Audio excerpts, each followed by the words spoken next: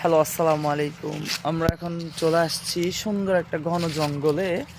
So এইখানে আসার পর আমার মন দিল এমনিতেই এত সুন্দর লাগতেছে, এত ভালো লাগতেছে, আপনাদেরকে বলে বোঝাইতে পারবো না। মনের অনুভূতি তো কাউকে বলে প্রকাশ করা যায় না, তো আমি আপনাদেরকেও এরকম করে বলে বোঝাইতে পারবো না। তাহলে দেখেন কতটুকু দেখাইতে পারতেছি জানি না। দেখেন দেখেন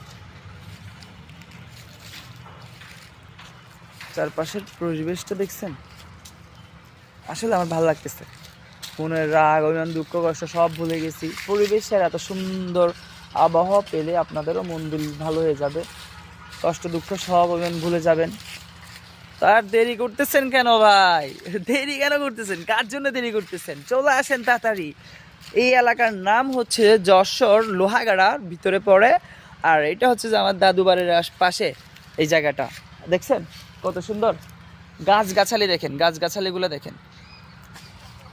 পাবেন এত সুন্দর গাছগাছালি শহরে পাবেন কোথাও? পাবেন না। এগুলো দেখার জন্য অবশ্যই আমাদের এই এলাকায় আসতে হবে। এত সুন্দর এলাকা ফালায় আপনারা পড়ে আছেন এই শহরে। শহরে কিছু নাই ভাইয়া, শহরে কিছু নাই।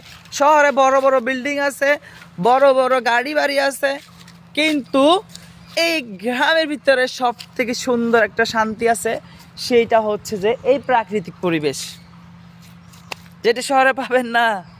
এইখানে অবশ্যই আসতে হবে। তো আপনারা অবশ্যই এখানে আসবেন, ঘুরে যাবেন, প্রাকৃতিক পরিবেশের মজা নেবেন। আসবেন অবশ্যই।